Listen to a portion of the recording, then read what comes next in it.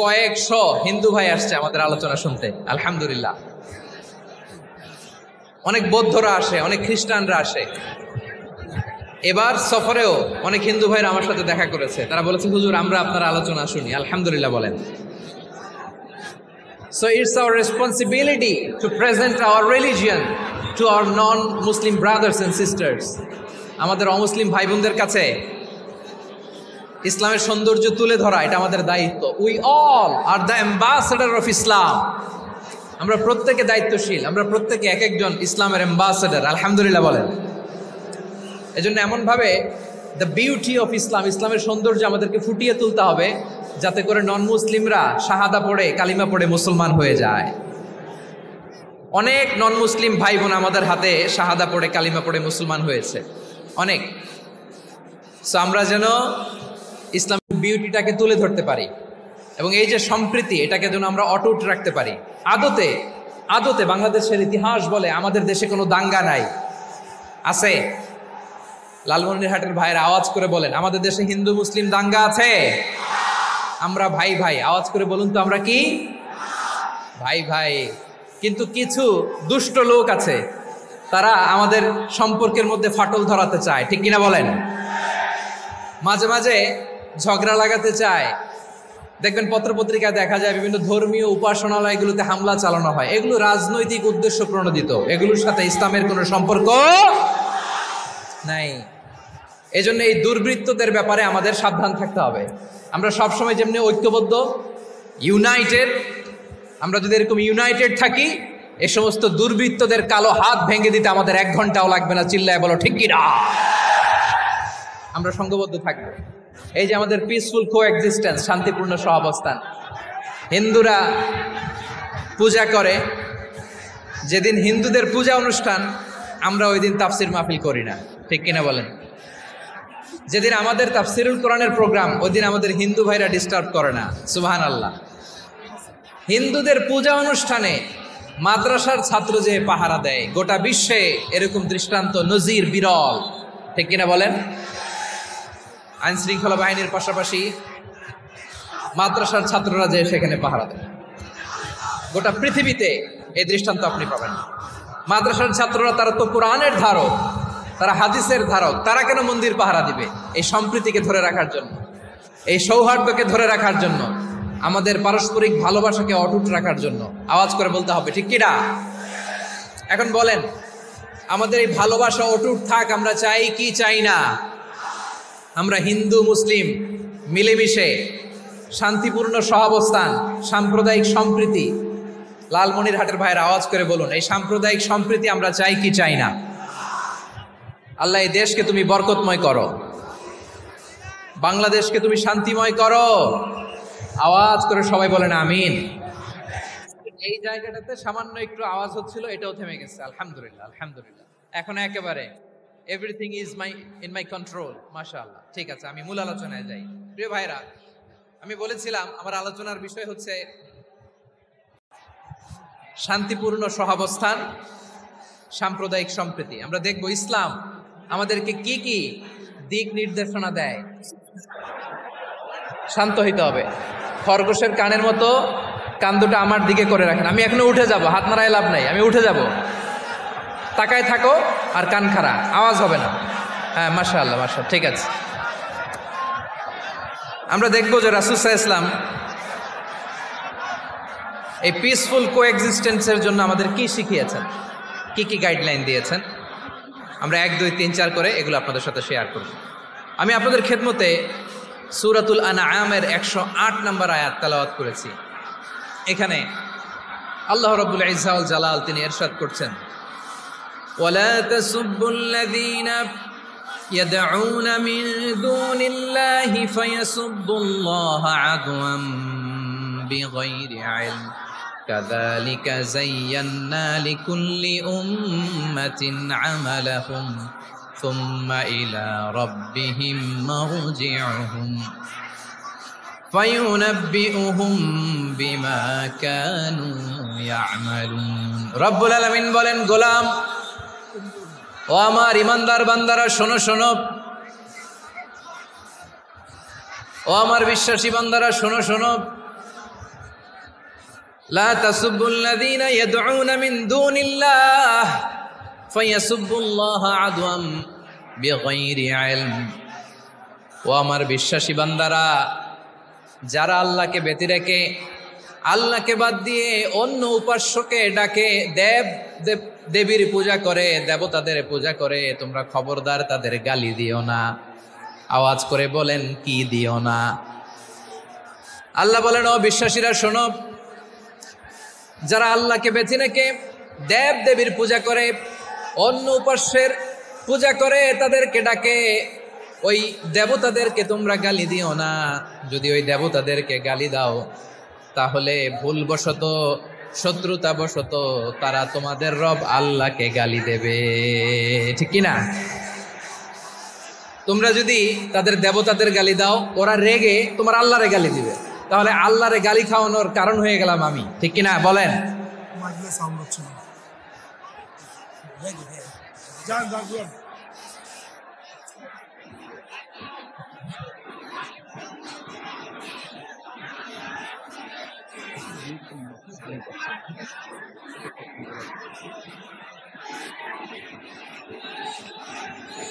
সম্মানিত ভাইয়েরা, এত বিশাল প্রোগ্রাম, মাইকের একটা সেটআপ থাকে, তারগুলো অনেক সময় নড়ে যায়, ধাক্কা ধাক্কিতে ডিসপ্লেস হয়, একটু ঝামেলা হবে।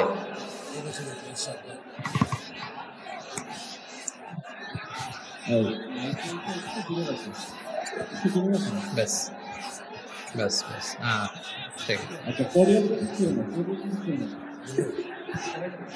ঠিক আছে। একটু একটু সমস্যা হবে মাঝে মাঝে, আপনারা শান্ত থাকলে, শান্ত থাকতে হবে। এইভাবে সাউন্ড নাই, এই নাই, এই বলতে বলতে আমার সময়ও নাই, উঠে যেতে হবে। এগুলো বোকামি। এই বিভাগীয় প্রোগ্রামগুলোতে যাই, চিৎকার চেঁচামেচি করে তোমরা আসো, সময় শেষ, আমাকে উঠে যেতে হয়। আমরা তো বঞ্চিত হলাম। গুরুত্বপূর্ণ অনেক কথা শোনাবো তোমাদের, অনেক।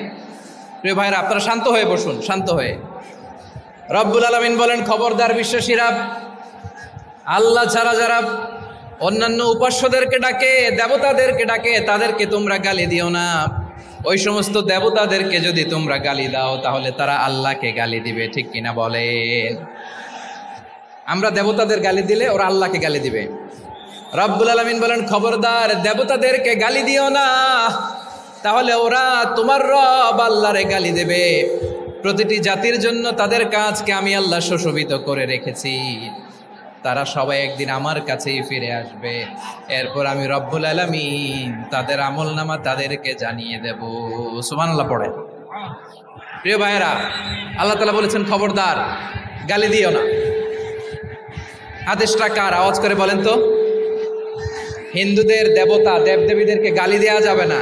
আওয়াজ করে বলুন প্রিয় ভাইয়েরা, এই আদেশটা কার? এই আপনাদের গলার আওয়াজ। অন্য ধর্মের দেবতাদেরকে যে গালি দেওয়া যাবে না, এই আদেশটা কার? আরো জোরে বলুন, কার? গালি দিবেন কোন দেবতাকে? দিবেন? যদি দেন তাহলে ওরা আল্লাহরে গালি দিবে, তাহলে আল্লাহরে গালি খাওয়াইলো কে? আপনি, ঠিক কিনা বলেন? আমি আল্লাহকে গালি খাওয়ানোর কারণ হলাম, কারণ আমি যদি গালি না দিতাম ওরা আমার রবকে গালি দিত না। আওয়াজ করে বলেন ঠিক কিনা? তাহলে প্রিয় ভাইয়েরা, ইসলাম আমাদেরকে শিখায়, সূরাতুল আনআমের 108 নম্বর আয়াত থেকে আমরা বুঝলাম, কোনো ধর্মকে ছোট করা যাবে না। অন্য ধর্মকে ছোট করা মানে ইসলামকে ছোট করা। অন্য ধর্মের দেবতাকে গালি দেওয়া মানে আল্লাহকে গালি খাওয়ানো। আওয়াজ করে বলেন ঠিক কিনা? খবরদার, এটা করা যাবে না। আর অন্য ধর্মের দেবতাকে যদি আপনি গালি দেন, ওরা ইসলাম থেকে দূরে সরে যাবে। যাও ইসলামের প্রতি আকৃষ্ট হয়েছিল আর কোনোদিন ইসলামের ধারে কাছে আসবে না। আওয়াজ করে বলেন ঠিক কিনা? এজন্য কখনো কোনোদিন অন্য ধর্মের দেবতাদেরকে গালি দেওয়া যাবে না।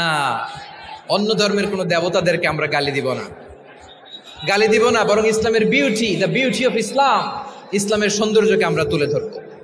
আমরা যদি বিশ্বনবী সাল্লাল্লাহু আলাইহি ওয়াসাল্লামের জীবনের দিকে তাকাই, তাহলে আমি দেখব বিষ্ণু ইসা ইসলাম মক্কাতে কিংবা মদিনাতে অন্য ধর্মের লোকদের সাথে খুব পিসফুলি লাইফ লিড করেছেন। হোক মুশরিক, হোক খ্রিস্টান, হোক ইহুদি, বিশ্বনবী সবার সাথে মিলেমিশে ছিলেন। আলহামদুলিল্লাহ বলেন।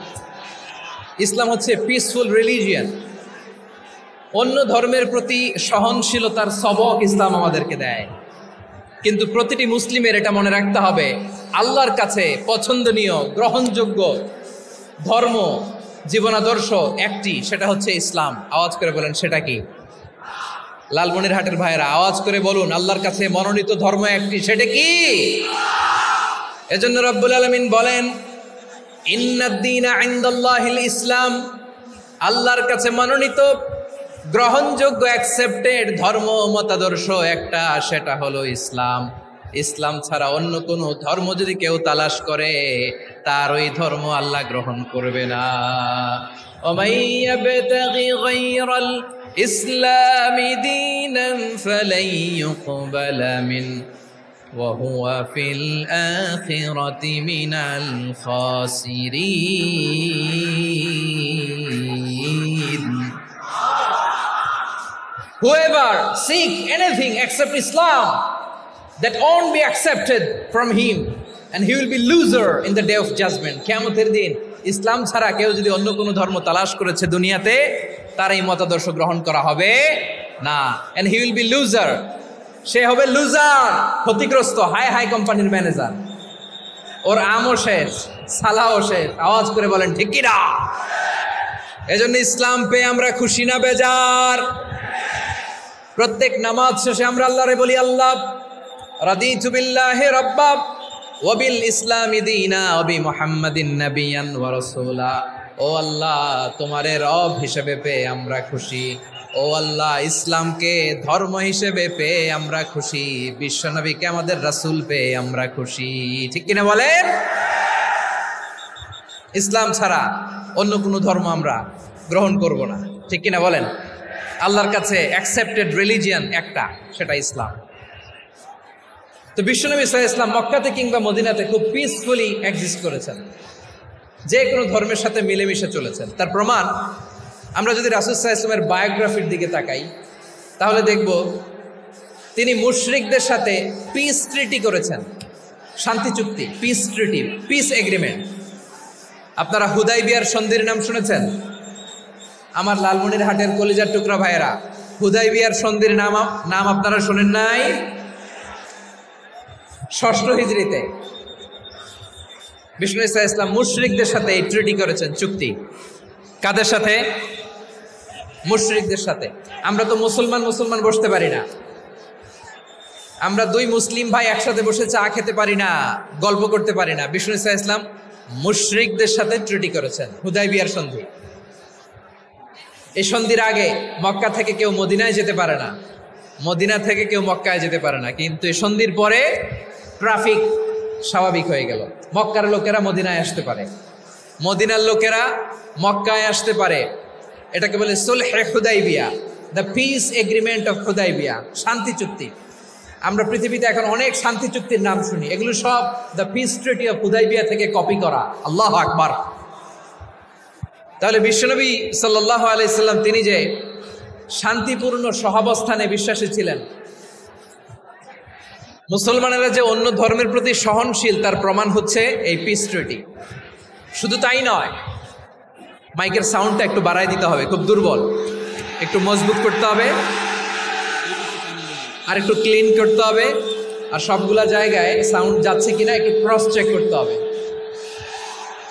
হ্যাঁ, পাবেন দিচ্ছে mike operator, he is trying his level best, দিচ্ছে।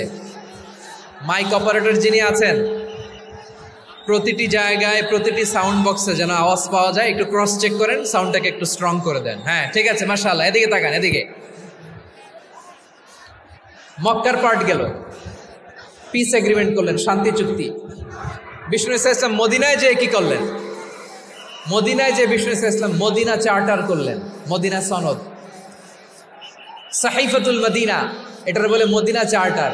যে ওয়েস্টে, ইউরোপে, আমেরিকাতে তারা অনেক চার্টার করে, এই সব চার্টার মদিনা চার্টার থেকে কপি করা। আওয়াজ করে পড়েন সুবহানাল্লাহ।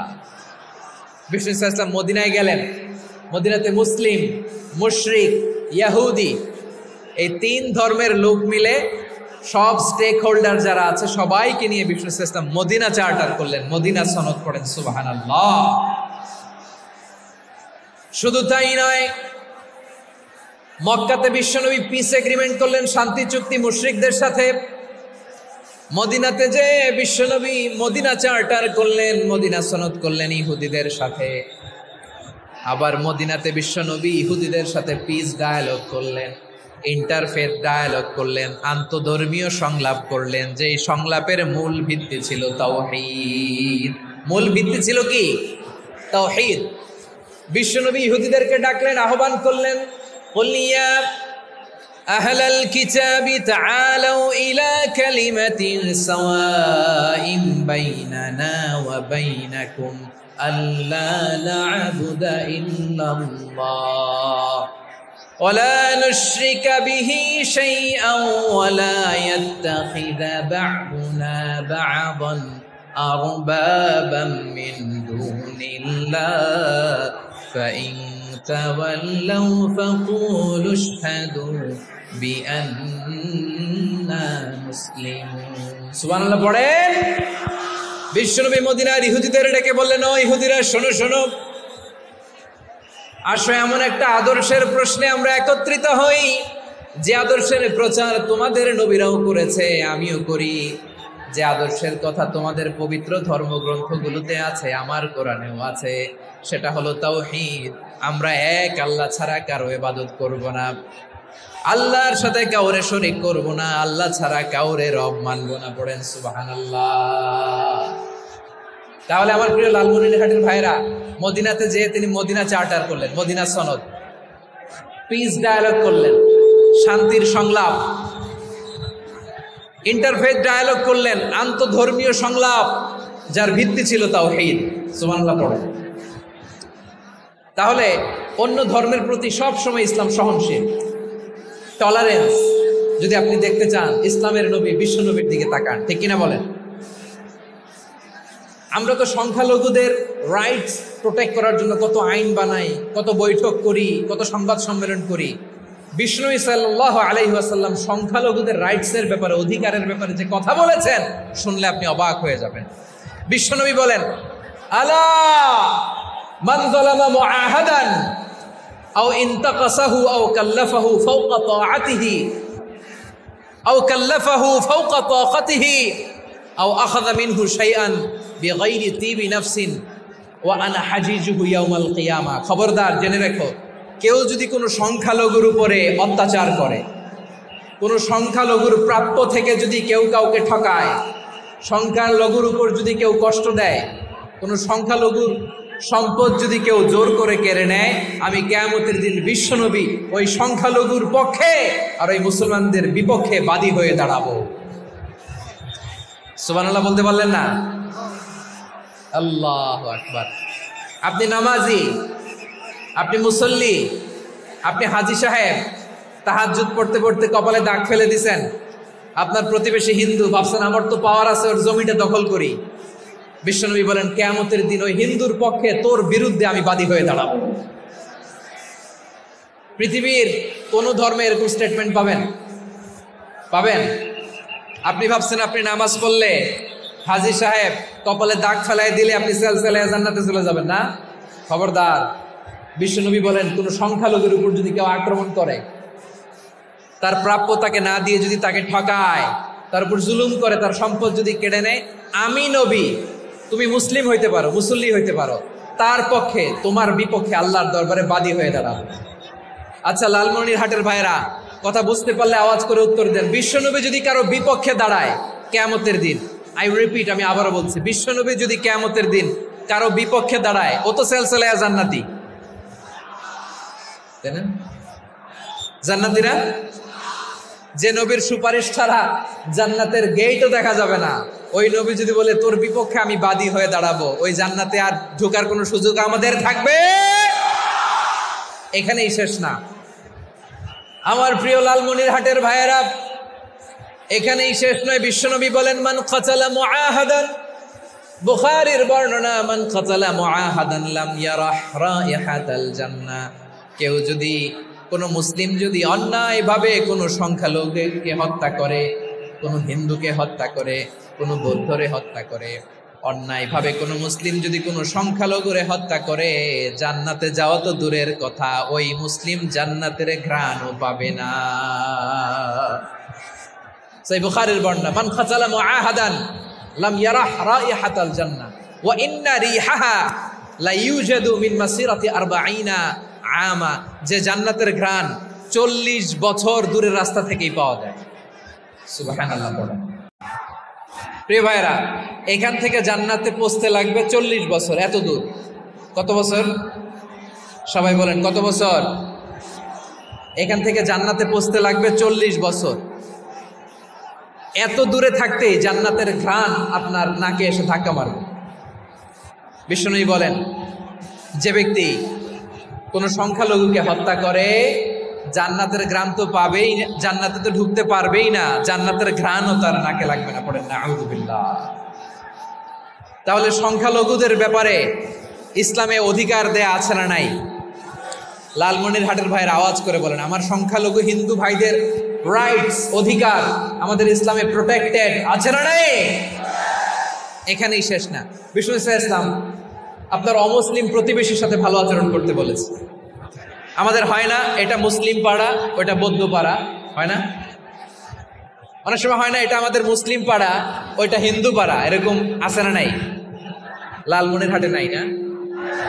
আছে? হিন্দু যদি আপনার প্রতিবেশী হয় কি করবেন? ওর কষ্ট দিবেন নাকি?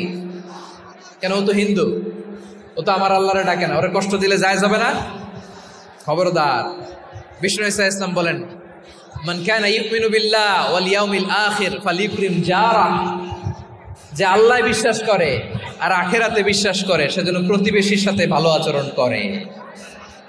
সুবহানাল্লাহ। কলিজা জুড়ায় যায় না আমার নবীর কথাগুলো শুনলে?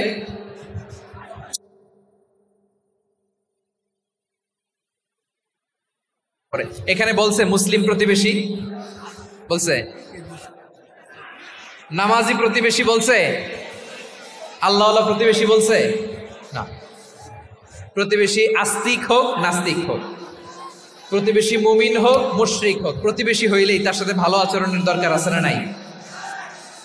আমার প্রিয় লালমনিরহাটের ভাইয়েরা, বিষ্ণু ইসলাম ওনার ইহুদি প্রতিবেশীদের দেখাশোনা করতেন। আওয়াজ না শোনা যাক, আমারও তো দেখা যায়, আমারও তো দেখা যায়। তাকায় থাকেন, তাকায় থাকলে সওয়াব হবে। কোরআনের কথা যেখান থেকে হয় এদিকে তাকায় থাকলেই বরকত। তাকায় থাকেন।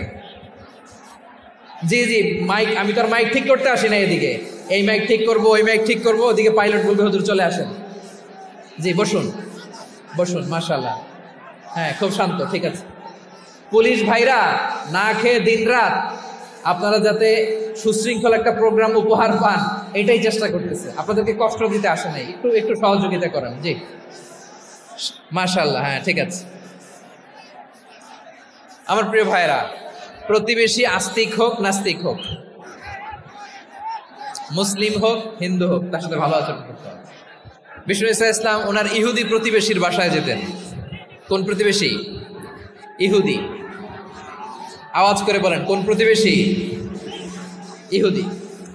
এক ইহুদি কিশোর বিষ্ণু ইসলামের খেদমত করতে, ইহুদি ছেলে আমার নবীর খেদমত করতো, তারা ছিল নবীর প্রতিবেশী। তো অনেক দিন হয় ইহুদি ছেলেটা আসে না। বিষ্ণুনবী খোঁজ দিলেন, ঘটনা কি? একটা ইহুদি ছেলে না আমার খেদমতে আসতো, ছেলেটা কই? খোঁজ নিয়ে জানলেন ছেলেটা অসুস্থ। বিষ্ণু ইসলাম ওই ইহুদির বাড়িতে চলে গেলেন ওই ছেলেটাকে দেখা করার জন্য, ভিজিট করার জন্য। সুবহানাল্লাহ পড়বেন না? গেলেন, যে দেখে ইহুদি ছেলেটা মুমূর্ষ, জান জান যায় যায় ভাব, বিছানায় পড়ে আছে, তার বাবা দাঁড়ানো। বিশ্বনবী তার মাথার পাশে বসলেন, মাথায় হাত বুলিয়ে দিলেন, আর ছেলেটাকে বললেন আসলিম, হে ইহুদি ছেলে আসলিম, ইসলাম ধর্ম গ্রহণ করো। তো ছোট্ট ছেলে ভাবে আমরা ইহুদি, এখন ইসলাম ধর্ম গ্রহণ করলে আব্বা যদি বকা দেয়, ফানাযারা ইলা ওয়াজহি আবি, ছেলেটা তার বাবার চেহারার দিকে তাকালো, দেখি আব্বা কি কয়। আব্বা যদি বলে তাইলে ইসলাম ধর্ম গ্রহণ করবে।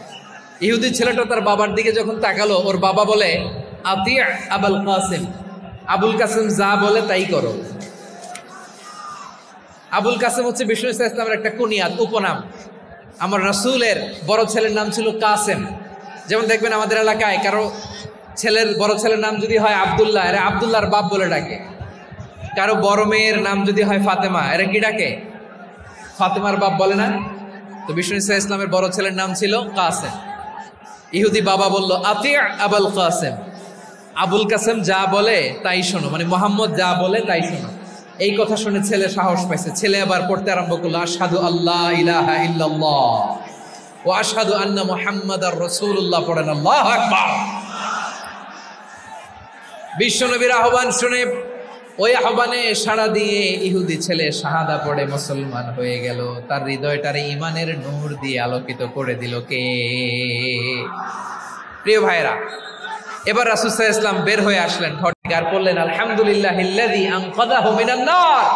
প্রশংসা সে আল্লাহর, যে আল্লাহ জাহান্নামে চলে যাচ্ছিল প্রায় এমন একটা লোককে মুহূর্তের মধ্যে কালেমায়ে শাহাদাতের বদৌলতে জান্নাতি বানায় দিলেন। আওয়াজ করে পড়েন সুবহানাল্লাহ। এই হাদিস থেকে আমরা কি শিখলাম? What is the moral of the story? এক নম্বর স্টোরি হলো, প্রতিবেশী ইহুদি হোক হিন্দু হোক, যাবেন, সুসম্পর্ক রাখবেন, উপহার দিবেন, বিপদে পাশে দাঁড়াবেন, তাইলেই তো আপনাদের প্রতি, মুসলমানদের প্রতি তারা আকৃষ্ট হবে, ঠিক কিনা বলেন? আপনি যদি হিন্দুদের সাথে বৌদ্ধদের সাথে নাই মিশেন, নাস্তিকের কাছে নাই যান, তো ইসলামের সৌন্দর্যটা ওরা বুঝবে কেমনে? আমার অনেক হিন্দু পরিচিত ভাই আছে, ওরা আমাদের ইফতারের প্রোগ্রামে এসে একসাথে ইফতারি করে। অনেক মদখোর আমার সাথে বসে একসাথে ডিনার করে, হাফ প্যান্ট পরা, গলায় স্বর্ণের চেইন, হাতে স্বর্ণের ব্রেসলেট, আইসা আমার সাথে ডিনার করছে, আছে এরকম। গাঁজাখোর, আমি বলে আসো, welcome welcome to my dinner, আসো বসো। বসলেই তো আমি ওর ডিএনএ, চিন্তার ডিএনএ চেঞ্জ করে দেওয়ার সুযোগ পাবো, চিল্লায় বলো ঠিক কিনা? আসতে হবে আমার কাছে। Our door is open, the door of Islam is open 24/7। সব সময় আমাদের ইসলামের দরজা আমার অমুসলিম ভাইদের জন্য খোলা আছে না নাই? এই হাদিস থেকে দুইটা শিক্ষা। এক নম্বর শিক্ষা, প্রতিবেশী মুসলিম হোক অমুসলিম হোক, যান, অসুস্থ হইলে একটু আপেল নিয়ে যান, আঙ্গুর নিয়ে যান, কমলা নিয়ে যান, তাদের সাথে ভালো আচরণ করেন। ইসলামের বিউটি দেখে, সৌন্দর্য দেখে অবাক হবে, নসিব ভালো হলে কোনোদিন কালিমা পড়ে মুসলমান হয়ে যাবে, ঠিক কিনা বলেন? তাহলে অমুসলিমের সাথে ভালো সম্পর্ক। বিশ্বনবী ইহুদির বাড়িতে গেলেন, ইহুদির বাড়ি, আর আমার মুসলমান ভাই আমার কাফের বলে, এরকম আছে না নাই? মুসলিমরা দেখতে পারে না, সহ্য করতে পারে। বিশ্বনবী সাল্লাল্লাহু আলাইহি ওয়াসাল্লাম ইহুদির বাড়িতে গেলেন, এটা একটা শিক্ষা। আরেকটা শিক্ষা হলো, ভাইরা ধাক্কা মেরে এসে সামনে এসে কি লাভ? প্রোগ্রাম তো শেষ হচ্ছে, এখনই শেষ হচ্ছে। তো এই যে আমাদের বকশি ভাই ওয়াদা নিল, হাত তোলালো, মিম বলে এত কথা বলল, তো আমি জেলায় জেলায় যে খালি হাত নাড়াই তোমাদের জন্য নাকি? হ্যাঁ, হাত নাড়াই শুধু। এই ধাক্কাইতে ধাক্কাইতে এদিকে এসে হাত নাড়াইতেছে, হয়েছে তো, দেখলাম তো, ঠিক আছে, মাশাআল্লাহ। অন্য যে কোনো জেলার জন্য সুশৃঙ্খল। আমার দিকে তাকাও, আমার দিকে তাকাও, ঠিক আছে। এই যে দাঁড়িয়ে আছে, একটা ছেলে নড়ে না, দেখছেন? মাশাআল্লাহ মাশাআল্লাহ মাশাআল্লাহ। হ্যাঁ, এইভাবেই। আর কয়েকটা মজাদার কথা আছে, শোনো। এই হাদিস থেকে আমাদের শিক্ষা হলো, আমার প্রতিবেশী যেই ধর্মের হোক আমি সম্পর্ক রাখবো। অসুস্থ হলে যাব, কি বলেন ভাইরা? যাবেন না? যাবেন না আপনারা? আচ্ছা, 2 নম্বর শিক্ষা হলো, বিষ্ণু ঈসা ইসলামের খাদেম ছিল ইহুদি, এতদিন খেদমত করলো, একদিনও বিশ্বনবী ওর কালিমার দাওয়াত দেয় নাই। কারণ কি? বিশ্বনবী একটা ভালো সময়ের অপেক্ষা করতেছিলেন, প্রপার টাইমিং। দাঈর কাজ হচ্ছে দাঈ ইলাল্লাহ, সে হচ্ছে সুযোগ সন্ধানী। দাঈ সুযোগ খোঁজে, কখন দাওয়া দিলে ব্যাটে বলে হবে, ঝোপ বুঝে কোপ মারে, ঠিক কিনা বলেন? বিষ্ণু ইসলাম ভালো সময়ের অপেক্ষা করতেছিলেন, দেখি ভালো সময় আসুক আসুক আসুক আসুক। আস্তে আস্তে এমন সময় আসছে, ছেলে এবার মুমূর্ষ। অসুস্থ ব্যক্তির হৃদয় অত্যন্ত নরম থাকে। হসপিটালে যখন কেউ যায় তার হৃদয়টা বড্ড নরম থাকে, মৃত্যুর ভয়ে তার অন্তরটা নরম থাকে, ঠিক কিনা বলেন? এই প্রপার টাইমিং এর অপেক্ষা করতেছিলেন। যখনই টাইমিং পেয়েছেন, দাওয়াত দিলেন, পড়ো লা ইলাহা ইল্লাল্লাহ, সুবহানাল্লাহ পড়েন সবাই। তাহলে ইসলাম অমুসলিম প্রতিবেশীর সাথে ভালো আচরণ করতে বলে। ইসলাম অমুসলিম মাতা পিতার সাথেও ভালো আচরণ করতে বলে। মাতা পিতা যদি অমুসলিম হয়, তারা ফেলে দিতে পারবেন? পারবেন? আমার লালমনিরহাটের ভাইয়েরা, অনেক হিন্দু ছেলে আমাদের হাতে শাহাদা পড়ে মুসলিম হয়, কিন্তু ওর মা মুসলমান হয় নাই, বাবাও হয় নাই, এরকম আছে না নাই? তো ও হয়েছে মুসলিম, মা বাপ হিন্দু, এখন মা বাপ কি বাদ? হ্যাঁ, মা বাপ বাদ দেয়া যাবে? যেই মা আপনারে 9 মাস 8 মাস পেটে ধারণ করলো, আপনার মায়ের নার ছেঁড়া ধন, আপনি ওই মারে বাদ দিতে পারবেন? যে মায়ের বুকের তাজা দুধ খেয়ে আপনি আজকে বাড়ন্ত তাজা তরতাজা, ওই মারে বাদ দেয়া যাবে? মায়ের এক ধারে দুধের দাম, কাটিয়া গায়ের চাম, পাপুষ বানাইলেও ঋণের শোধ হবে না। এমন দরদি ভাবে কেউ হবে না আমার মাহা গো। মায়ের এক ধারে দুধের দাম, কাটিয়া গায়ের চাম, পাপুষ বানাইলেও ঋণের শোধ হবে না। এমন দরদি ভাবে কেউ হবে না আমার মাহা গো। ঠিক কিনা? মাকে তো বাদ দেওয়া যায় না। وَقَضَى رَبُّكَ أَلَّا تَعْبُدُوا إِلَّا إِيَّاهُ وَبِالْوَالِدَيْنِ إِحْسَانًا। আল্লাহ বলে অবধারিত দুইটা ভার্ডিক তোমাদের জন্য, এক আল্লাহর ইবাদত করবা আর মা বাবার প্রতি ইহসান করবা। আদেশটা কার? মা বাবার প্রতি ইহসান করতে হবে। আমার মা হিন্দু হোক ভালো আচরণ করতে হবে, বৌদ্ধ হোক ভালো আচরণ করতে হবে। আমার যে সমস্ত হিন্দু ভাইয়েরা মুসলিম হয়েছ, তোমাদের মা বাবা এখনো মুসলমান হয় নাই, তাদের সাথে ভালো আচরণ করতে হবে। আপনাদের খেদমত নিজে করতে হবে অথবা খেদমতের ব্যবস্থা করাই দিতে হবে। মান্থলি যে খরচ লাগে এটা দিতে হবে। আরে তুমি এখন মুসলিম, তোমার মা বাবা হিন্দু, এখনই তো সুযোগ ইসলামের সৌন্দর্য দেখানো। এখন মা বাবা যদি দেখে আরে এটা হিন্দু থাকতে তো বদমাইশ ছিল, বেয়াদব ছিল, কি এমন ধর্ম সে গ্রহণ করলো যেটা গ্রহণের সাথে সাথে সে পাল্টে গেল? কি এমন ধর্ম সে গ্রহণ করেছে যেটা তার জীবনকে আলোকিত করে দিয়েছে? নসিব ভালো হইলে তারাও কালিমা পড়ে মুসলমান হয়ে যাবে। বিষ্ণু ইসলামের স্ত্রীর নাম ছিল আয়েশা রাদিয়াল্লাহু তাআলা আনহা, আবু বকর রাদিয়াল্লাহু তাআলা আনহুর মেয়ে। আবু বকর রাদিয়াল্লাহু তাআলা আনহুর আরেক মেয়ের নাম হচ্ছে আসমা। কি নাম? দুজনই আবু বকর রাদিয়াল্লাহু তাআলা আনহুর মেয়ে, আসমা আর আয়েশা। নাম দুইটা কেমন লাগে? আসমা নামটা কেমন লাগে? আয়েশা নামটা কেমন লাগে? সবার ভালো লাগে নাই? নাম দুটো আপনাদের ভালো লাগে? লালমনির হাটে অনাগত যদি কন্যা সন্তান হয়, যদি মনে চায় আসমা রেখে দিতে পারবেন, যদি মনে চায় আয়েশা রেখে দিয়েন। দেশে বিদেশে এয়ারপোর্টে রাস্তা ঘাটে শুধু বলে হুজুর একটা নাম দেন, আমার ছেলের একটা নাম দেন, মেয়ের একটা নাম দেন। তো আমার মনে আছে যশোরের আবদিনের মাহফিলে আমি একটা দুইটা নাম দিয়েছিলাম।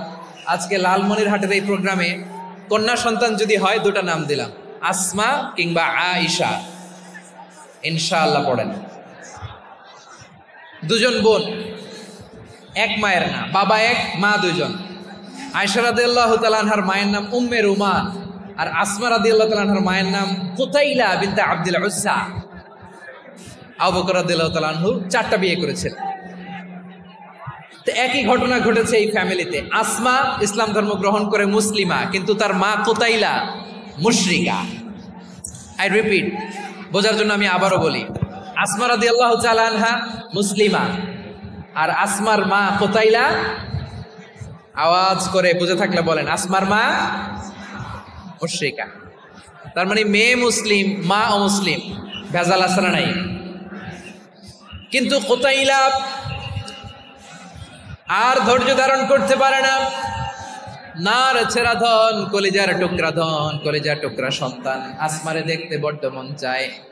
সাইয়েদনা আসমা রাদিয়াল্লাহু তাআলা আনহা মক্কা থেকে হিজরত করে মদিনায় চলে গেলেন হুদাইবিয়ার পর।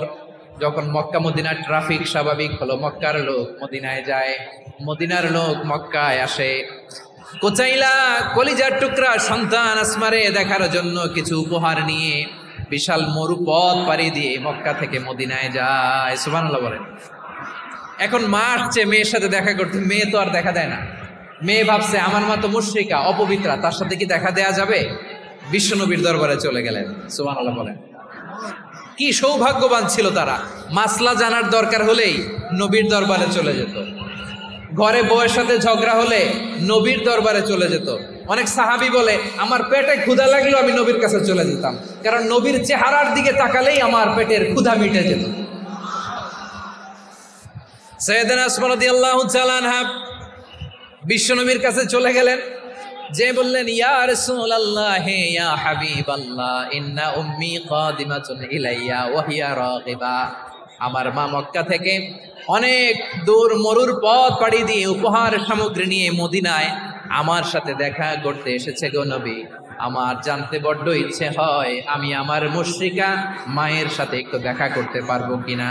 আফা আসিলুহা, আগে যেমনি আমি আমার মায়ের সাথে ভালো আচরণ করতাম, যেমনি আমি আমার মায়ের সাথে সদাচরণ করতাম গো নবী, এখন আমি মুসলিমা, মা মুশরিকা, এখনো কি আগের মতো সদাচরণ করতে পারবো নাকি? বিশ্বনবী বললেন নাম সিলিহা, হ্যাঁ রে আসমা, অবশ্যই অবশ্যই, আগে ঠিক যেমন তুমি তোমার মায়ের সাথে ভালো আচরণ করতে, এখনো তেমনি আগের মতো ভালো আচরণ করবা। আওয়াজ করে পড়েন সুবহানাল্লাহ। কি ইসলাম আমরা পেয়েছি! কত ব্রড মাইন্ডেড আমাদের ইসলাম, কত ওপেন মাইন্ডেড ইসলাম, কত ওপেন আপ করতে পারে। বিষ্ণু বললেন হ্যাঁ অবশ্যই, নাম সুলিহা, আগে যেমনি ভালো আচরণ করছো আসমা, এখন ওইরকমই করো, পারলে আরো বাড়ায় করো। সুবহানাল্লাহ বলেন। তাহলে আমার যে হিন্দু ভাইয়েরা, হিন্দু বোনেরা, ইমানের বদৌলতে দৌলতে আপনি ধন্য হয়েছেন, আপনার আম্মা আব্বা এখন মুসলমান হয় নাই, তাদের জন্য দোয়া করেন, তাদের জন্য দোয়া করেন, আল্লাহ যেন তাদেরকেও ইমানের দৌলত দান করে। আমরা সবাই পড়ি আমিন, আরো জোরে পড়েন আমিন। এখন বলেন, ইসলাম কি ন্যারো মাইন্ডেড রিলিজিয়ান না ব্রড মাইন্ডেড? লালমনিরহাটের যুবক ভাইরা আওয়াজ করো, ইসলাম কি ন্যারো মাইন্ডেড না ব্রড মাইন্ডেড? কতটা ব্রড মাইন্ডেড দেখেন। বিশ্বনবী সাল্লাল্লাহু আলাইহি সাল্লাম অমুসলিমরা যদি নবীকে উপহার দিত, ওই উপহারও বিশ্বনবী গ্রহণ করতেন। সুবহানাল্লাহ পড়েন। আপনার অমুসলিম বন্ধু যদি উপহার দেয়, সেটাও আপনি নিতে পারবেন, যেটা নেওয়া জায়েজ। কিন্তু আপনার বন্ধু যদি আপনার মদের বোতল দেয়, নিতে পারবেন? হ্যাঁ, মদের বোতল দিলে পারবেন। আপনার বন্ধু যদি আপনার পর্ক দেয়, পর্ক, শুকরের গোশত মিশ্রিত কোনো খাবার, ওটা নিতে পারবেন না। হালাল যে কোনো জিনিস নিতে পারবেন। বিশ্বনবী সাল্লাল্লাহু আলাইহি ওয়াসাল্লাম অমুসলিমদের দেয়া হাদিয়া গ্রহণ করতেন। কেমন নবী ছিলেন! আমার নবীরে চিনে নেন, আমার নবীর অ্যাটিটিউড জেনে নেন।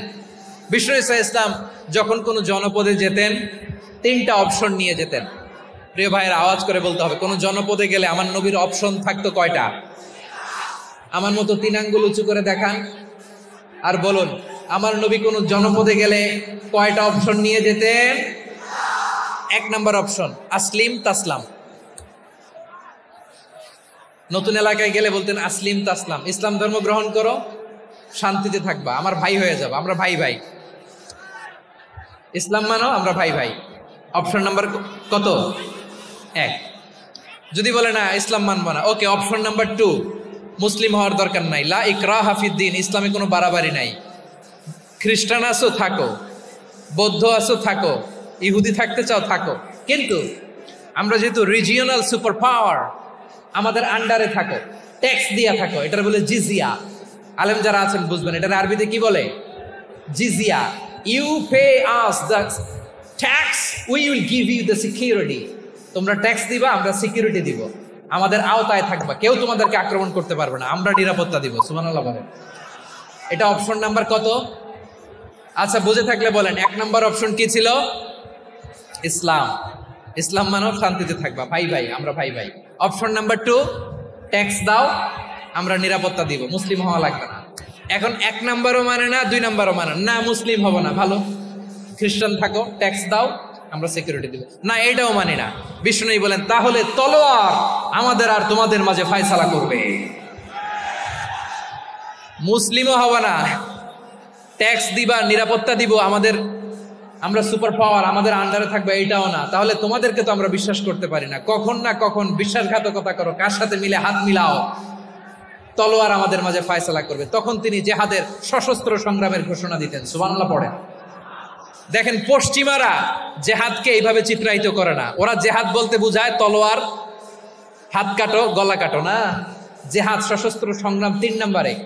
অধিকাংশ ক্ষেত্রেই বিশ্বনবীর সুন্দর আচরণ দেখে, আরে আমার নবীর যে নুরানি চেহারা, অনেকে তো কেবল সিরেফ চেহারাটা দেখেই কালিমা পড়ে মুসলমান হয়ে গিয়েছে। যারা মুসলিম হয় নাই, তারা তাদের ইসলামেই বলবৎ ছিল, ট্যাক্স দিয়ে ইসলামের আন্ডারে ছিল। যারা এটাও মানে নাই ওইটাও মানে নাই তাদের বিরুদ্ধে জিহাদ।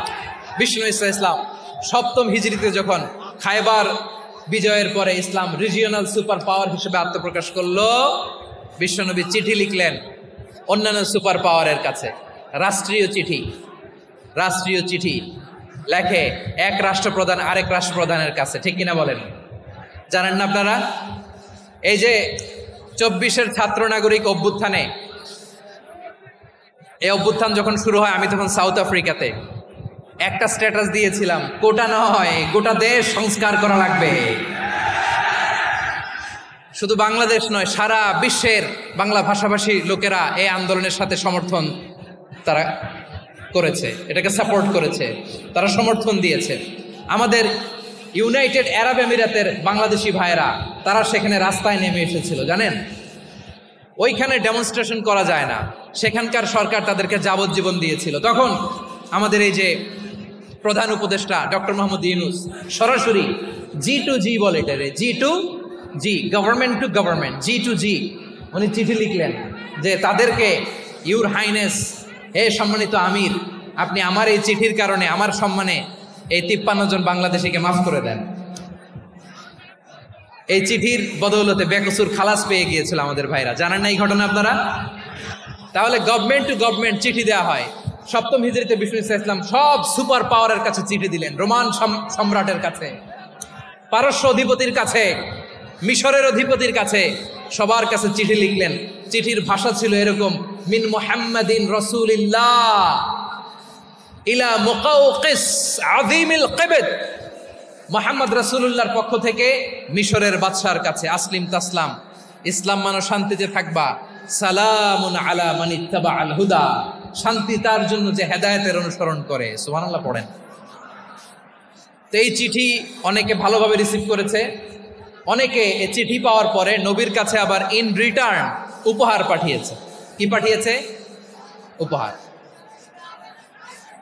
মিশরের বাদশাহ মুকাওকিস তিনি বিশ্বনবীকে বিশাল এক উপহারের ডালি পাঠিয়েছেন। মিশরের বাদশাহ মুকাওকিস ছিলেন ধর্মে খ্রিস্টান। লালমনিরহাটের ভাইয়েরা আওয়াজ করে বলেন, মিশরের বাদশাহ ধর্মে কি ছিল? খ্রিস্টান। কি উপহার দিয়েছিল আমার নবীকে? শুনতে মনে চায়? আওয়াজ নাই লালমনিরহাটের গলায়, শুনতে মনে চায়? 1000 স্বর্ণমুদ্রা, 1000 স্বর্ণমুদ্রা। 2টা খ্রিস্টান দাসী, একজনের নাম মারিয়া বিনতে শামউন আল কিবতিয়া, আরেকজনের নাম সিরিন বিনতে শামউন আল কিবতিয়া। একজন খ্রিস্টান দাস 20 থান কাপড় জামা বানানোর জন্য, আমরা নবী যেন সেলাই করে জামা বানাতে পারে এজন্য 20 থান কাপড়, 20 থান ফাইন গার্মেন্ট, সুবহানাল্লাহ পড়বেন না? এরপরে একটা গাধা যেটার নাম ছিল উফাইর, আর একটা খচ্চর, এটার নাম ছিল দুলদুল। খচ্চর চিনেন? গাধা আর ঘোড়ার ক্রসিং এ যে প্রাণীটা দুনিয়াতে আসে ওটার খচ্চর বলে। তো এই যে সুপার পাওয়ার খ্রিস্টান বাদশার কাছে নবী চিঠি লিখলেন, ওই খ্রিস্টান বাদশাহ আমার নবীকে উপহার দিল। বিশ্বনবী এই উপহারগুলো সানন্দে গ্রহণ করেছেন। সুবহানাল্লাহ পড়বেন না?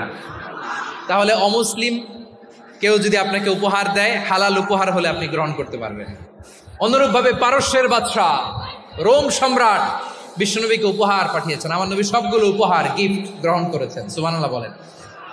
তাহলে প্রিয় লালমনিরহাট আওয়াজ করে বলুন, ইসলাম কি ন্যারো মাইন্ডেড রিলিজিয়ন না ব্রড মাইন্ডেড? আম্মাজান আয়েশার কাছে মাসালা জানতে চায় মেয়েরা, হে আম্মাজান, অগ্নি উপাসকেরা তাদের ঈদের দিন নওরোজের সময় আমাদেরকে পাখি দেয়, নেওয়া যাবে? উনি বললেন, ওরা জবাই করে দিলে নেওয়া যাবে না, কিন্তু ওরা যদি ফলমূল এরকম খাবার দেয় এগুলো নেওয়া যাবে। তার মানে অমুসলিমদের দেয়া উপহার এটা গ্রহণ করা যায়। সুবহানাল্লাহ বলেন। শুধু তাই নয়, বিষ্ণু ঈসা ইসলাম অমুসলিমদের সাথে আর্থিক লেনদেনও করেছেন, ফিনান্সিয়াল ডিলিং করেছেন। অমুসলিমদের সাথে প্রয়োজনে আপনি ফিনান্সিয়াল ডিলিং করতে পারবেন। আমরা প্রায় দেখি বাজারের মিষ্টির দোকানগুলো আমার হিন্দু ভাইদের। লালমনিরহাটে মিষ্টির দোকান, দইয়ের দোকান কারা চালায়? হিন্দুরা চালায় না? তারপরে যে বারবার শপ, চুল কাটে যে নাপিত, অধিকাংশ নাপিতের দোকানে কারা? আমার হিন্দু ভাইরা। তা আপনি চুল কাটতে পারবেন কিনা? পারবেন কিনা বলেন? পারবেন। তার দোকান থেকে দই মিষ্টি কিনতে পারবেন কিনা? হ্যাঁ, আমার মুসলিম ভাইয়ের দোকান থাকলে ওইটার আমি বেশি প্রায়োরিটি দিব, ঠিক কিনা? কিন্তু যদি তাদের সার্ভিস নিতে চান, প্রোডাক্ট নিতে চান, পারবেন। তার দলিল সহিহ বুখারী, আম্মা জান আয়েশা রাদিয়াল্লাহু তাআলা আনহা বলেন, ইশতারা রাসূলুল্লাহ সাল্লাল্লাহু আলাইহি ওয়াসাল্লাম মিন ইয়াহুদিন তুআমান ওয়া রাহানাহু দিরআহু মিন হাদিদ। রাসূল সাল্লাল্লাহু আলাইহি ওয়াসাল্লাম এক ইহুদির কাছ থেকে, কার কাছ থেকে? সবাই বলে নাই, কার কাছ থেকে? আমার নবী, পেয়ারা নবী এক ইহুদির কাছ থেকে জব কিনেছিল, জব, বার্লি, যেটা দিয়ে রুটি বানায়। ওই জবের দাম দেওয়ার টাকা পয়সা নবীর কাছে ছিল না, ফলে নবী ওনার একটা পোশাককে মর্গেজ রেখেছিলেন, মর্গেজ, বন্ধক, যে এখন এটার দাম দিতে পারবো না, কয়েক কেজি বার্লি নিয়ে যাই আর বন্ধক হিসেবে আমার জামাটা রেখে গেলাম, যেদিন দাম দিব ওই দিন জামাটা ছুটাই নিয়ে যাও। সুবহানাল্লাহ পড়বেন না? বাকিতে নিছিলেন, বাকিতে। দিরআহু মিন হাদিদ, লোহার তৈরি বর্ম, মানে যুদ্ধের পোশাক, লোহা দিয়ে বানানো। বিশ্বনবী বললেন, কয়েক কেজি জব দাও, টাকাটা পরে দিব, এখন টাকা নাই, বন্ধক হিসেবে, মর্গেজ হিসেবে আমার জামা রেখে গেলাম, যখন টাকা দিব জামা ছুটাই নিব। আওয়াজ করে বলতে হবে সুবহানাল্লাহ। এ থেকে বোঝা গেল অমুসলিমদের সাথে ফিনান্সিয়াল ডিলিং করা যায়, অর্থনৈতিক লেনদেন করা যায়, কেনাবেচা করা যায়, প্রোডাক্ট কেনা যায়। এমনকি আমাদের মসজিদে নববীতে বারান্দায় আপনার একটা অটোমেটিক ফ্লাইং আমব্রেলা দেখছেন? সূর্য যখন বাড়ে মসজিদে নববীর বারান্দায় ইয়ার্ডের মধ্যে অটোমেটিক্যালি কিছু আমব্রেলা আছে, সাঁ করে খুলে যায়, আর সূর্যের তাপ লাগে না। আবার সন্ধ্যাবেলায় এই আমব্রেলাগুলো ওরা ক্লোজ করে ফেলে, দেখেন নাই না? দেখছেন? এই মসজিদে নববীকে সর্বোচ্চ উন্নত মানের কনস্ট্রাকশন ইনফ্রাস্ট্রাকচারে ডেভেলপ করার জন্য কর্তৃপক্ষ কিছু অমুসলিম ইঞ্জিনিয়ারের, ডিজাইনারের সহায়তা নিয়েছিল। সুবহানাল্লাহ বলেন। কোন দলিলের ভিত্তিতে? এই দলিলের ভিত্তিতে যে বিষ্ণু ঈসা ইসলাম অমুসলিমদের সাথেও লেনদেন করেছেন। আওয়াজ করে বলতে হবে আল্লাহু আকবার। শুধু তাই নয়, ইন কেস অফ ইমার্জেন্সি, প্রয়োজনে ইসলামের খাতিরে, ইসলামকে সামনের দিকে এগিয়ে নিয়ে যাওয়ার জন্য অমুসলিমদের সাপোর্ট নেওয়া জায়েজ আছে। সুবহানাল্লাহ বলেন। অমুসলিমদের সাপোর্ট নেয়া, তাদের থেকে অর্থ নেয়া, পলিটিক্যাল সাপোর্ট, পলিটিক্যাল অ্যাসাইলাম নেওয়া জায়েজ আছে। আমাদের অনেক বিশ্ববরেণ্য দায়ীরা আমেরিকায় অস্থায়ীভাবে অ্যাসাইলাম নিয়ে থাকে, নিজের দেশে গেলে ফাঁসিতে ঝুলাই দিবে। যুগ যুগ ধরে দায়ীদের উপরে এরকম অত্যাচার আর নির্যাতন আছে না নাই? মিশরের অনেক দায়ীরা পাশ্চাত্যে যেয়ে থাকে, এই যে তারা পলিটিক্যাল অ্যাসাইলাম নিয়ে থাকে, রাজনৈতিক আশ্রয়, এটা জায়েজ আছে না? এটা যে জায়েজ আছে তার প্রমাণ স্বয়ং বিশ্বনবী সাল্লাল্লাহু আলাইহি ওয়াসাল্লাম পলিটিক্যাল সাপোর্ট নিয়েছিলেন অমুসলিমদের কাছ থেকে। সুবহানাল্লাহ বলেন। খুব মজাদার একটা ঘটনা, শুনবেন? আপনাদের আগ্রহ দেখে তো মনে হয় না শোনার ইচ্ছা আছে। আছে আছে, গলায় জোর আছে। লিল্লাহি তাকবীর, লিল্লাহি তাকবীর, নারে তাকবীর। মাশাআল্লাহ।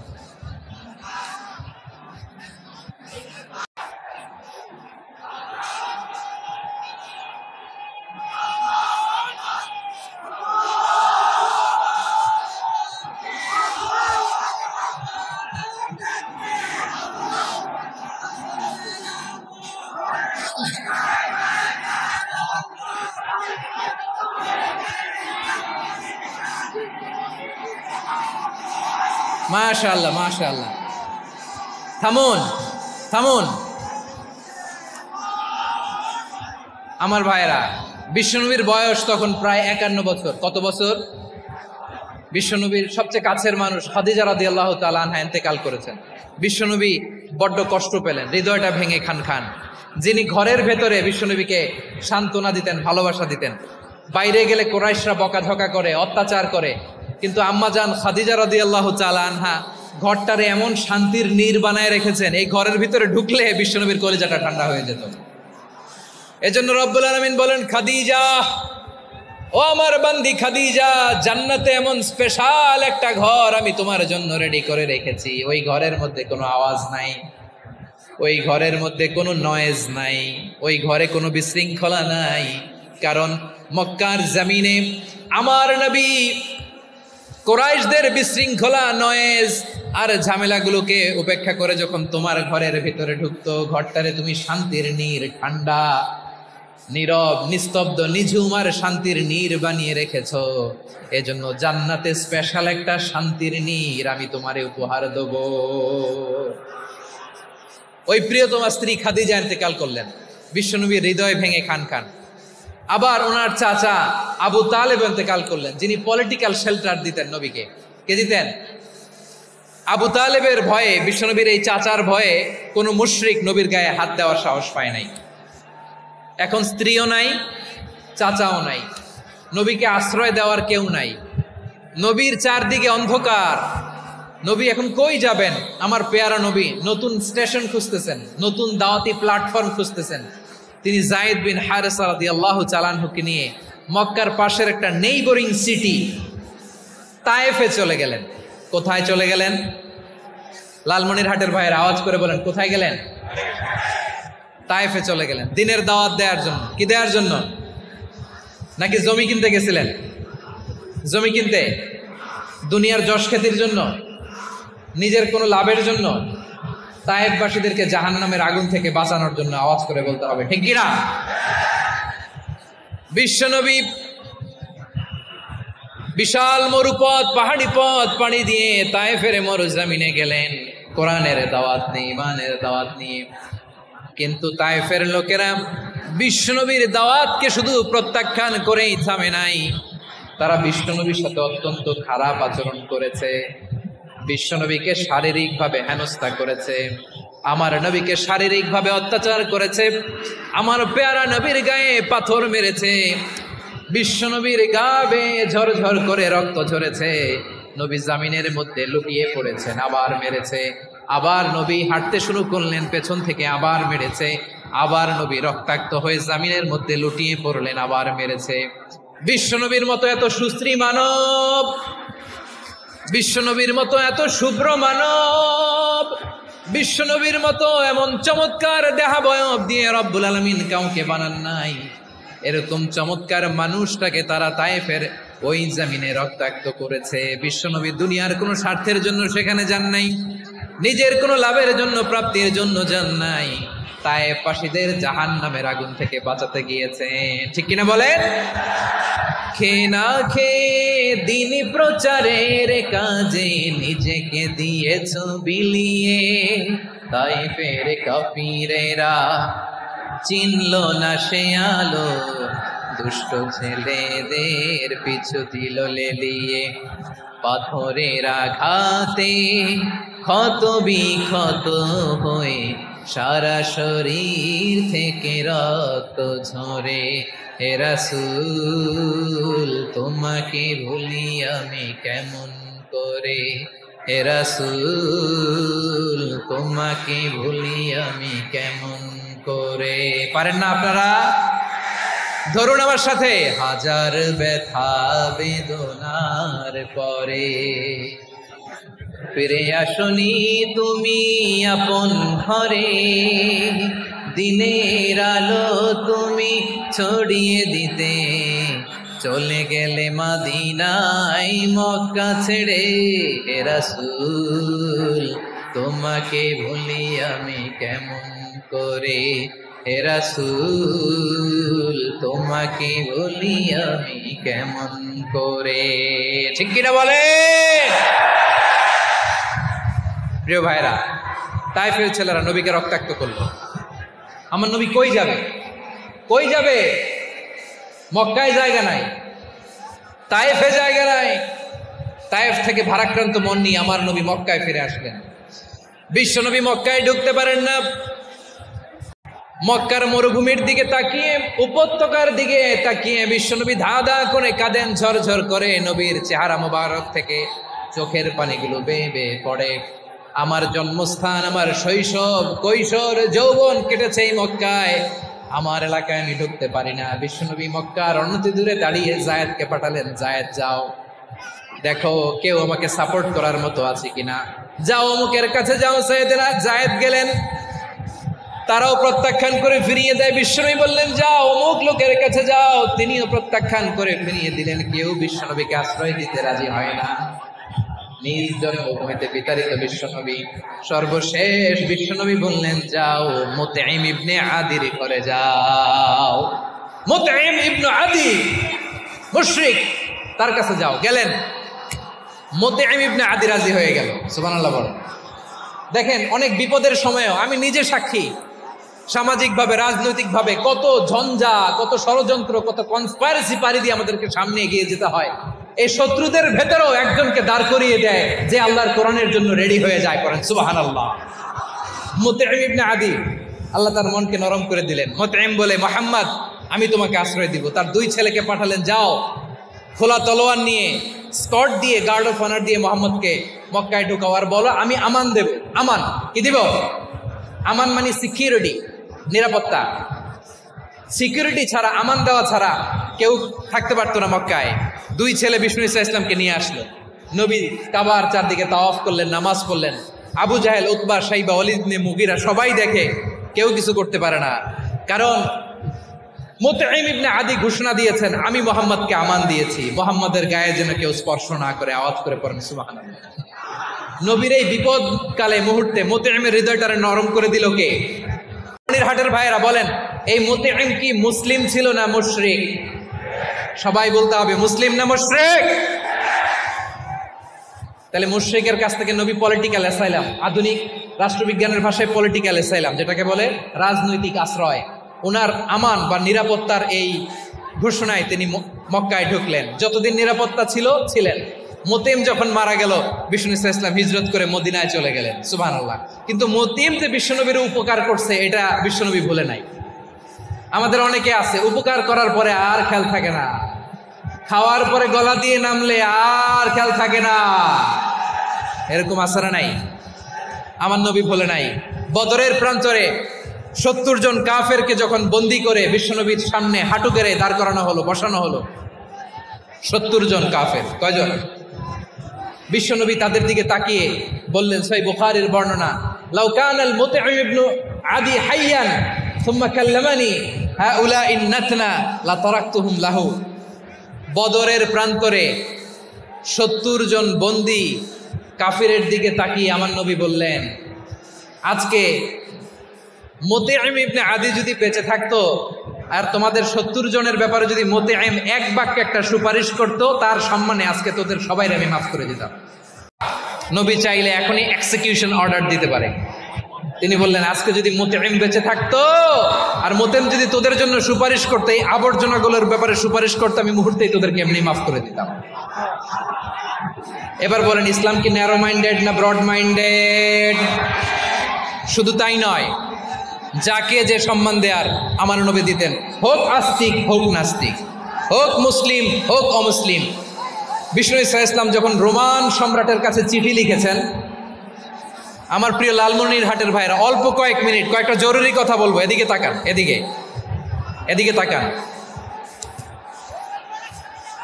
রোমান সম্রাটের কাছে বিশ্বনবী যখন চিঠি লিখলেন মিন মুহাম্মদ রাসূলিল্লাহ ইলা হিরাকলা আযীমির রোম।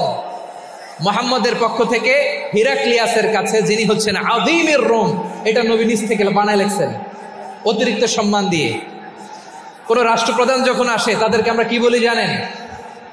তার নামের শেষে HE এটা লিখতে হয়। H.E. মানে হিজ এক্সেলেন্সি। কি লেখে?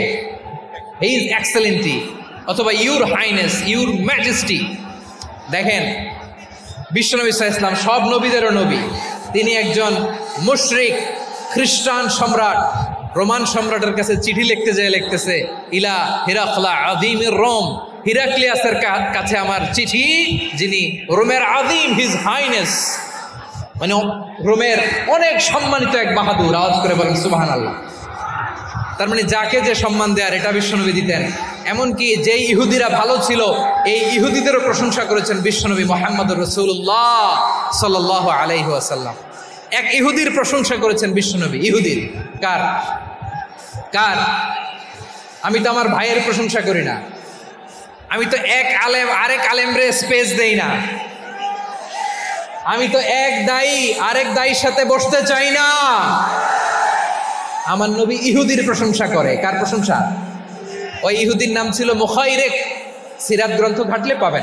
তিনি বলেছেন মুখাইরিক খাইরু ইয়াহুদ, Mukhayriq is the best of the Jews. জুইশদের মধ্যে সে সবচেয়ে ভালো। কেন প্রশংসা করলেন তার?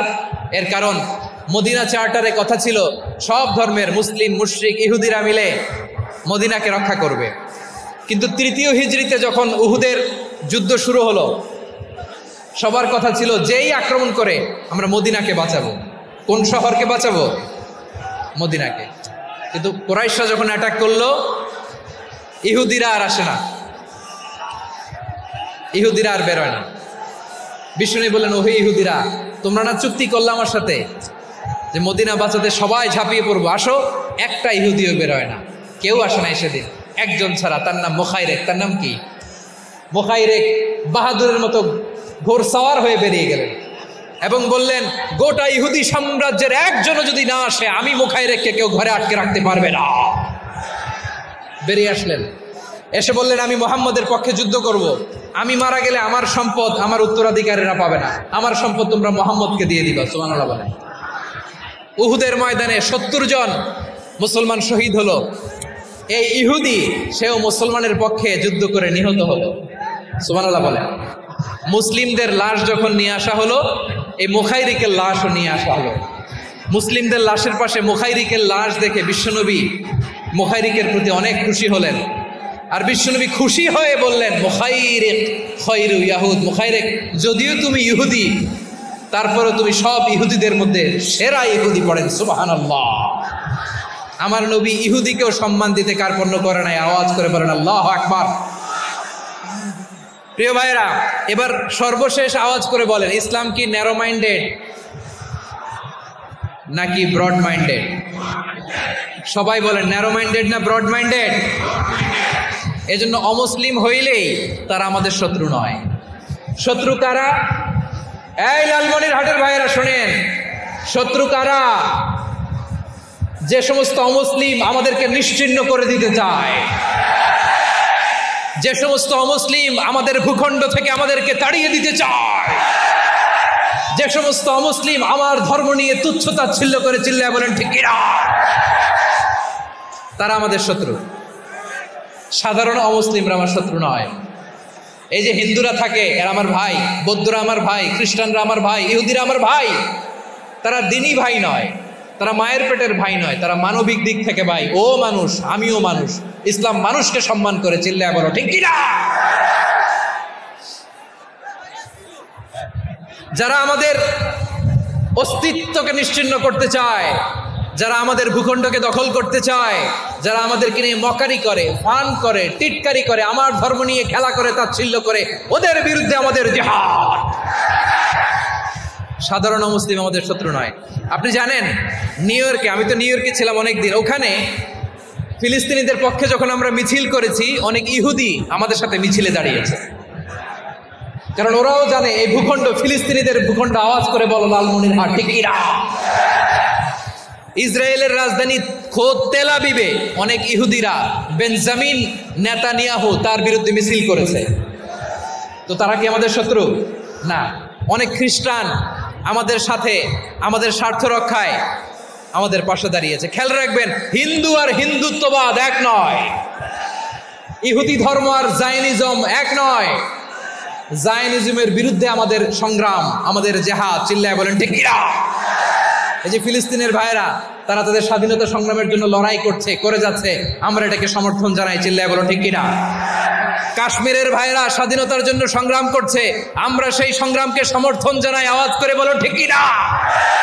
যারাই আমাদের ইসলামকে নিশ্চিহ্ন করতে চায়, তাদের বিরুদ্ধে আমাদের সংগ্রাম, আওয়াজ করে বলতে হবে ঠিক কিনা।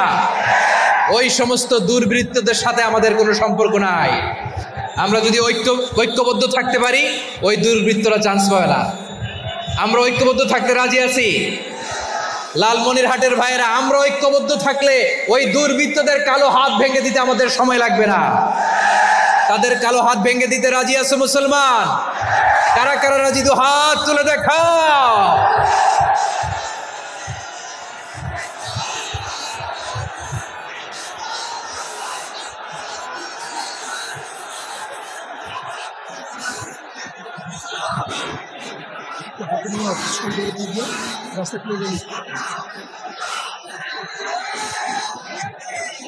আমার প্রাণ প্রিয় লালমনিরহাটের ভাইয়েরা, শত্রু কাফের আর অশত্রু কাফেরের মধ্যে পার্থক্য আছে না নাই?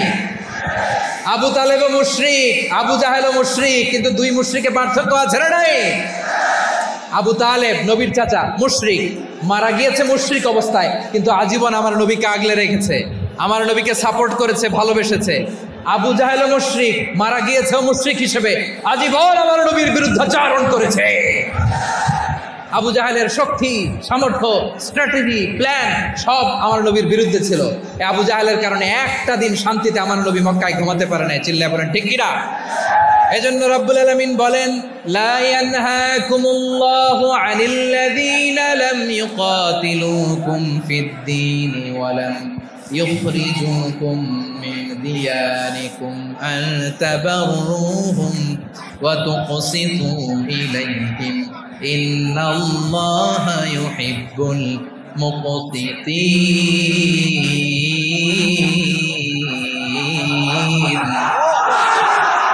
আল্লাহ বলে, গোলামেরা শোনো শোনো, যে সমস্ত অমুসলিম তোমাদের সাথে ধর্মযুদ্ধে লিপ্ত হয় না, তোমাদের বিরুদ্ধে যে সমস্ত অমুসলিম অস্ত্র ধরে না, যে সমস্ত অমুসলিম তোমাদেরকে তোমাদের জন্মস্থান থেকে, ভূখণ্ড থেকে তাড়িয়ে দেয় না, তাদের সাথে ভালো আচরণ করতে আমি আল্লাহ নিষেধ করি নাই। তাদের সাথে সদাচরণে কোনো নিষেধাজ্ঞা নাই, বরং তাদের সাথে সদাচরণ করো, এটাই আমি আল্লাহ চাই। তাহলে আমার যে অমুসলিমরা আমাদের সাথে শত্রুতা করে না, তুচ্ছতাচ্ছিল্য করে না, আমাদের ভূমি থেকে আমাদেরকে উচ্ছেদ করতে চায় না, আমাদের বিরুদ্ধে অস্ত্র ধরে না, ওই অমুসলিম ভাইদের সাথে আমাদের কোনো দ্বন্দ্ব আছে? কোনো বিরোধ আছে? বরং আছে ভালোবাসা। বরং আছে কি? এই ভালোবাসা দিয়ে আমরা বিশ্ব জয় করব। রাজি আছে মুসলমান? আমাদের পুঁজি ভালোবাসা। আমাদের পুঁজি কি? এবার আওয়াজ করে বলেন, আমার এই পুরো আলোচনা থেকে the religious coexistence, peaceful coexistence, শান্তিপূর্ণ সহাবস্থান, কমিউনাল হারমোনি, এই সাম্প্রদায়িক সম্প্রীতি, এই আলোচনা থেকে কি বুঝলেন? ইসলাম কি ন্যারো মাইন্ডেড না ব্রড মাইন্ডেড? এই ব্রড মাইন্ডেড হৃদয় নিয়ে, ভালোবাসা দিয়ে আমরা বিশ্ব জয় করতে চাই। রাজি আছেন? আল্লাহ কবুল করুক। আমরা সবাই পড়ি আমিন। লালমনিরহাটের জেলা স্টেডিয়ামে আমার প্রিয় মায়েরা, বোনেরা, আপনাদের জন্য একটা হাদিস বলে শেষ করব। বিশ্বনবী বলেন, আমার মায়েরা খেয়াল করে শুনুন, বিশ্বনবী আপনাদের উদ্দেশ্য করে বলেন, আল মারআতু ইযা সাল্লাত খামসাহা ওয়া সামাত শাহরাহা হাফিজাত ফুরুজাহা আতাআত বা'লাহা ফালতাদখুল মিন আইয়ি আবওয়াবিল জান্নাতি শাআত। বিশ্বনবী বলেন, ও রমণীরা, ও নারীরা, যে সমস্ত নারী এই চারটা কাজ করবে, এই চারটা কাজের গ্যারান্টি দিবে, তাদেরকে জান্নাতের 8টা দরজার গ্যারান্টি দেয়া হবে। কি চারটা কাজ? 1 নাম্বার, আল মারআতু ইযা সাল্লাত খামসাহা, যে নারী 5 ওয়াক্ত নামাজ পড়ে। কি করে? জেলা স্টেডিয়ামে অবস্থানরত আমার নারীরা, বোনেরা, বিশ্বনবী আপনাদেরকে 4টা কাজের কথা বলেছেন, খুব বেশি না। 4টা করলে 8 জান্নাতের দরজা সব খোলা। কোনটা দিয়ে যাবেন? যেটা দিয়ে মনে চায়। 1 নাম্বার 5 ওয়াক্ত নামাজ। আমার বোনেরা জোহরের নামাজ পড়তে পড়তে এটা আসরে নিয়ে যায়, আসর পড়তে পড়তে এটা মাগরিবে নিয়ে যায়। এরকম আসরা নাই? লালমনিরহাটে হয়তো নাই। আমার বোনেরা এটা করবেন না। ইন্নাস সালাতা কানাত আলাল মুমিনিনা কিতাবাম মাওকুতা, সময় মতো পড়বেন। সামাত শাহরা, রমাদানের রোজাগুলো রাখবেন। হাফিজাত ফুরুজাহা, যে নারী তার চরিত্রকে হেফাজত করে, তার প্রাইভেট হেফাজত করে, তার লজ্জাস্থান হেফাজত করে। ও মায়েরা, আপনার এই গর্ভ যে কত দামি আপনি জানেন না। আপনার এই গর্ভ থেকে জন্মাবে আগামীর সালাহুদ্দিন আল আইয়ুবী। আপনার গর্ভ থেকেই জন্মাবে ইমাম আল মাহদি আল মুনতাদা। আপনার পেট থেকে জন্মাবে আবু সাইদের মতো বীর সৈনিক। আপনার পেট থেকে জন্মাবে মুগ্ধের মতো বীর মুজাহিদ। আপনি জানেন না কে আসবে আপনার পেট থেকে। সময়টাকে কাজে লাগান, ইসলামকে বুঝেন, মানেন, আমাদের ইসলামিক লেকচারগুলো শোনেন। আমরা যে বার্তাগুলো, ইনস্ট্রাকশনগুলো, দিক নির্দেশনাগুলো আপনাদের খেদমতে রাখি, এগুলো মেনে চলুন। আপনিই পারেন আপনার ঘরটাকে জান্নাতের টুকরা বানাতে। একটা family, it's a very big institution and you are the MD, the managing director of this institution. চিল্লায় বলেন ঠিক কিনা? চাইলেই পারেন ঘরটারে জান্নাতের টুকরা বানাতে। 5 ওয়াক্ত সালাত, রমাদানের রোজা, নিজের চরিত্রের হেফাজত, ও আতাআত বালাহা, স্বামীর আনুগত্য, এটাতে অনেকে ভুল করে থাকে। হায় রে আমার বোনেরা, স্বামীর আনুগত্যকে এটা নিজের অপমান মনে করবেন না। আপনার স্বামী আপনার সবচেয়ে বড় গার্ডিয়ান, তিনি আপনার সবচেয়ে ভালো চায়। নারী কখনো গার্ডিয়ানশিপের বাইরে থাকতে পারে না। হয় আপনি বাবার গার্ডিয়ানশিপের ভেতরে, বাপ না থাকলে ভাই আপনার গার্ডিয়ান, ভাই না থাকলে চাচা গার্ডিয়ান, বিয়ের পরে আপনার স্বামী আপনার গার্ডিয়ান। শরিয়া সম্মত স্বামীর আদেশগুলো আপনি মেনে চলবেন, কিন্তু শরিয়া বিরুদ্ধ কোনো আদেশ মানতে আপনি বাধ্য নয়। আওয়াজ করে বলুন সবাই, ঠিক কিনা?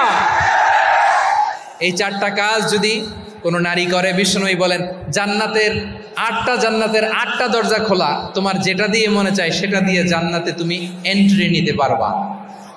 আমরা এখানে লালমনিরহাটের সোহরাওয়ার্দী ময়দানে আজকে যেমন একত্রিত হতে পারলাম, আল্লাহর জান্নাতেও যেন একত্রিত হতে পারে। আল্লাহ তুমি তৌফিক দান করো। আল্লাহ আমার এই কলিজার টুকরা যুবক ভাইদেরকে তুমি উমরে ফারুকের মতো কবুল করো। জেলা স্টেডিয়ামে অবস্থানরত আমার মা বোনদেরকে তুমি ফাতেমার মতো, খাদিজার মতো কবুল করো।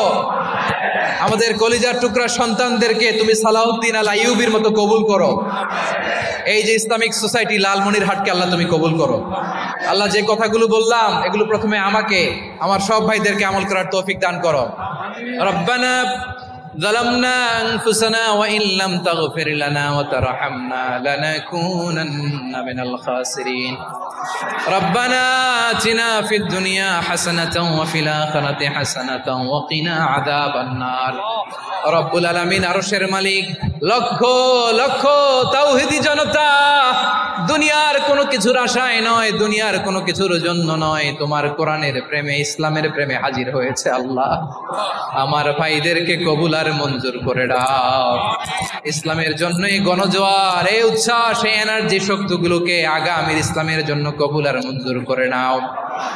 গাড়িতে করে, হুন্ডায় চড়ে, সাইকেল দিয়ে, রেল লাইন দিয়ে, রেলে চড়ে চড়ে লক্ষ লক্ষ ভাইরা বিভিন্ন জেলা থেকে আজকের এই ঐতিহাসিক লালমনিরহাটের প্রোগ্রামে যারা জয়েন করলো, নিরাপদে তুমি আবার তাদেরকে গন্তব্যে পৌঁছে দিও।